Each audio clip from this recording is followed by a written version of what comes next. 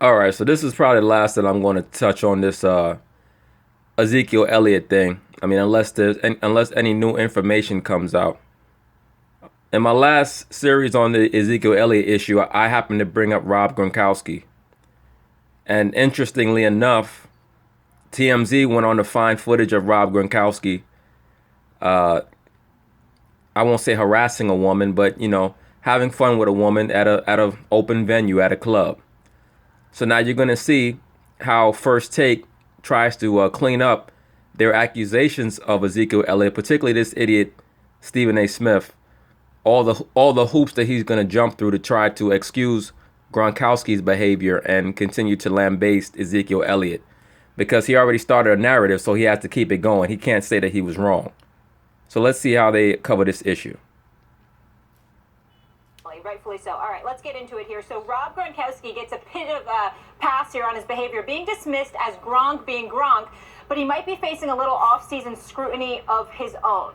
So after a TMZ video resurfaced of Gronkowski with great vigor burying his head in the cleavage of a woman back in a bar in Charleston in 2015. Now, this begs the comparison to the TMZ video that surfaced over the weekend of Ezekiel Elliott pulling down a women's shirt at a St. Patrick's Day parade and exposing her bare breast. However, Elliott received a different reaction, facing a lot of criticism. Now, as you can see plainly, like I said in the first video, the first series I did, the woman points to both her breasts and then points at Ezekiel Elliott before he goes and he pulls down her top. Now, the difference is Elliott walked into the league with a domestic violence allegation against him, and the league continues to investigate that situation. Stephen A., does Gronk deserve the same backlash as Zeke? No, he does not. And it's a large part due to what you included in your question. Clearly, with what Gronk was doing, it was consensual. In the case of Ezekiel Elliott, the woman sat up there, slapped his hand away, and immediately pulled up her shirt because she didn't want her cleavage to be shown. Now, just because she didn't press charges or anything like that, and they hung out afterwards, and she didn't have a big problem with it per se in terms of hanging out with him thereafter, she clearly didn't want Ezekiel Elliott to do what he was doing. Well, interestingly enough, he says that what Ezekiel did was not consensual, but the woman went on to say that yes, it was fine, that she had no problem with it. So clearly it was consensual. And right after Ezekiel Elliott pulled down her shirt and she pulled it back up, you know what she did next? She pulled it down herself. In the case of Gronk, that was entirely consensual, as everybody could see on the video. The woman is holding a bottle in her right hand. She is sitting there dancing on the dance floor and essentially allowing him to do just that with absolutely no problem whatsoever. We might believe it's in bad taste. We might not want to see that on video because, as some folks would say, the kids are watching. And why would we think that it's in bad taste? If he wants it and she wants it, then go ahead and do what you do. And things of that nature. But in the end, what was transpiring between Rob Gronkowski and the woman in question is consensuality. It was clearly consensual. In the case of Ezekiel Elliott with the woman, regardless of whether or not they were hanging out afterwards or what have you, it clearly wasn't consensual on... For a guy who uses so many large words, he doesn't seem to know what the word consensual means. On her part, because she did not want him pulling down her shirt so her cleavage could be exposed to the world during a parade. That is the difference. The St. Patrick's Day parade is commonly an avenue for women to expose their breasts and to engage in other sexual hijinks. All right, that is not an upstanding parade. One was consensual, the other was not. In the throes of the actual act itself. Yeah, it appears that way, although you might argue that listen, Gronk was also not in as public a place. He's in a bar or looked like a club, dimly lit, compared to a public parade and everything, and she put her hand behind his head at a certain point but you could also argue, and people have, once you're in that position, you do that because it gives the appearance of being consensual and therefore it's less humiliating. I wouldn't make that argument in this case. It doesn't appear that way to me. And it's very common for women in clubs who are drunk, as this woman clearly most likely is, to allow things like that, and then to come back and say that similar to what Max implied, that she was in a precarious position. She didn't want it, but She didn't want to feel embarrassed to say no, but she really didn't want it. She easily could have went back to the police and said that she was assaulted, the same way that they accused the woman of with the Ezekiel Elliott. But that argument can be made. It's not just consensual in this case, it appears, and not necessarily the case with Zeke. It's also the issue of it being Right. Points to both her breasts, points at Zeke, and then points to both her breasts again. being very public to me. But just because there are differences there doesn't mean that this also doesn't play into stereotypes. Now, Did you see that? Did you see how after she shifts him away, then she pulled down her shirt on her own? we agree. Let's rewind that. Doesn't mean that this also doesn't play in Look, she gonna push his hand away, and watch, she's about to pull down her own shirt. into stereotypes. Now, That's where there she go. That's why they had to put a black bar over it. You know, that's what's called willful blindness. That's right in front of their face, but they refuse to address it. we agree, Stephen A. There is a difference here. It's not a double standard in this case, but it does call to mind a double standard in terms of stereotypes. There is a stereotype of the good-natured party guy, like from Animal House, or more recently Old School, or a movie like that, and it's all in harmless fun, versus the urban, read black, menacing, criminal undertone of it all, which may be, although I agree the details don't map on here, but is often applied.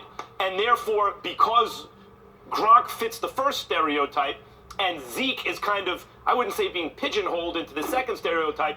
I would. What has the man done? He's literally done nothing criminal since he came into the NFL. Nothing. Everything that he's been involved in, you could say, has been in not the best taste or not the best decision making, but he hasn't done one thing criminal. The only thing that he's been associated with is a false allegation.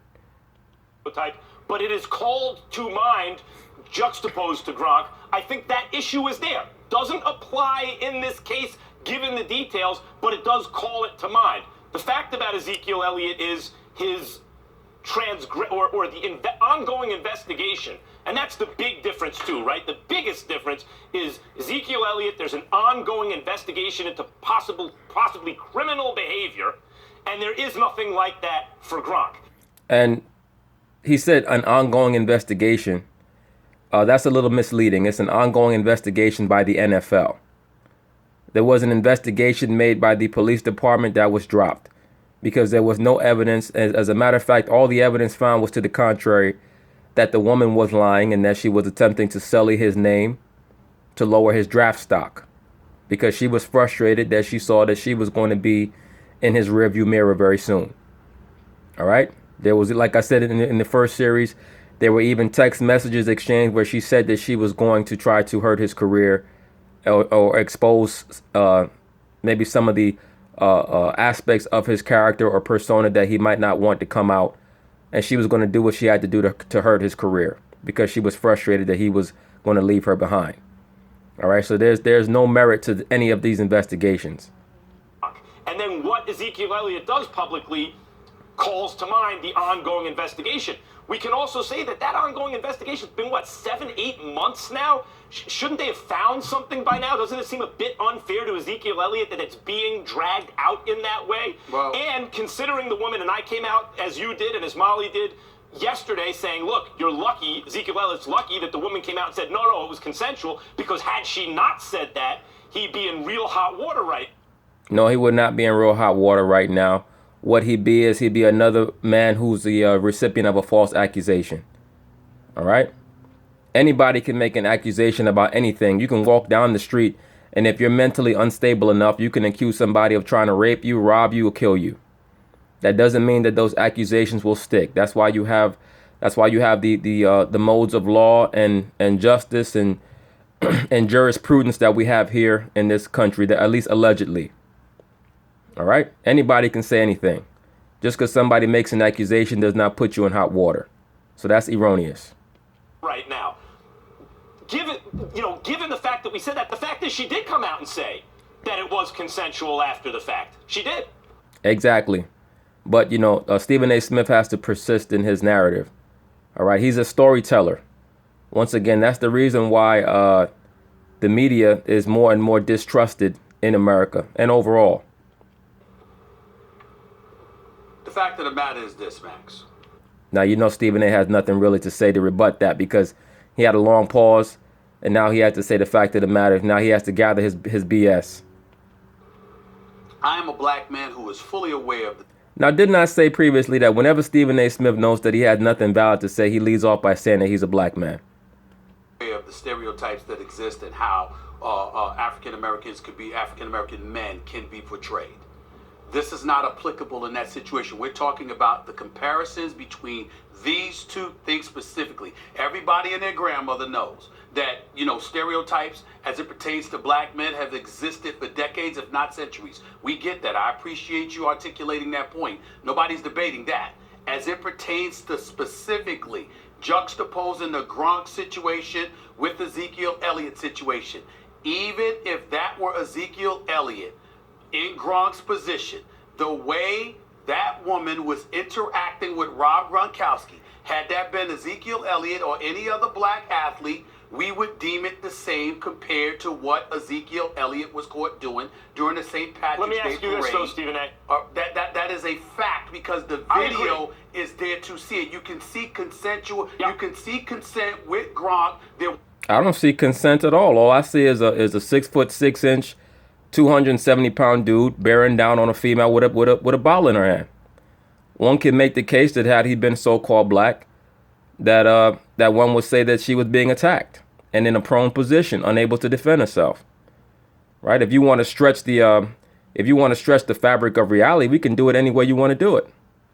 There was nothing going on there, whereas with the woman with Ezekiel Elliott, she slapped his hand away because clearly she did not want her cleavage exposed. Stephen A., please tell me why she pointed to both her breasts and then pointed to Ezekiel.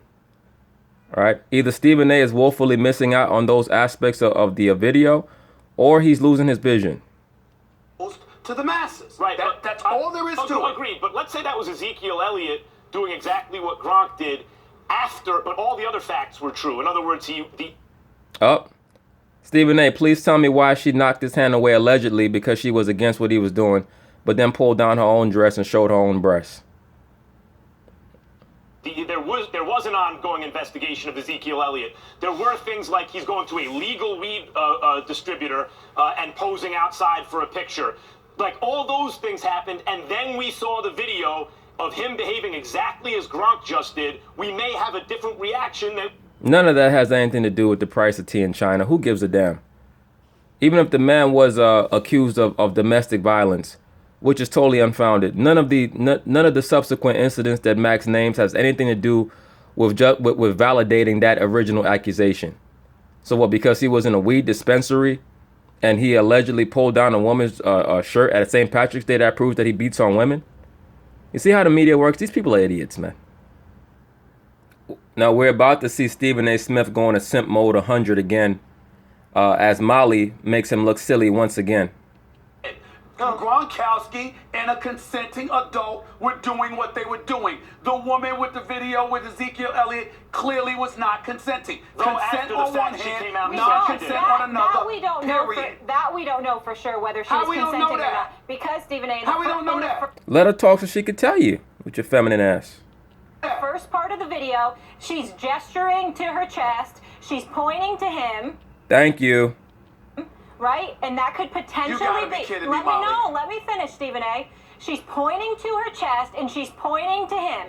So we don't know for a fact, and I'm leaning towards your side, but I'm just saying, I have to play devil's advocate. We don't know for a fact if people are yelling to flash themselves. These things happen, whether it's parties, Vegas, whatever it is. So he's doing that. Do I like a man that would ever pull down a woman's chest or a shirt in public, regardless of whether she's asking for it or not? And I'm not saying that she is, but we don't know that. I get that in the second time around, whatever it happens again, then she pushes him away. But then they're coming out after the fact and saying it's all in good fun. We continue to hang out after. So no, Molly? Yes. Molly? Yes. Allow me to interject. No, allow me to interject. Molly pretty much just summed it all up. I'm not going to make this video too long, but it's just important for people to pay attention to details because these people in the media, especially left-wing media, they don't. All right? So peace.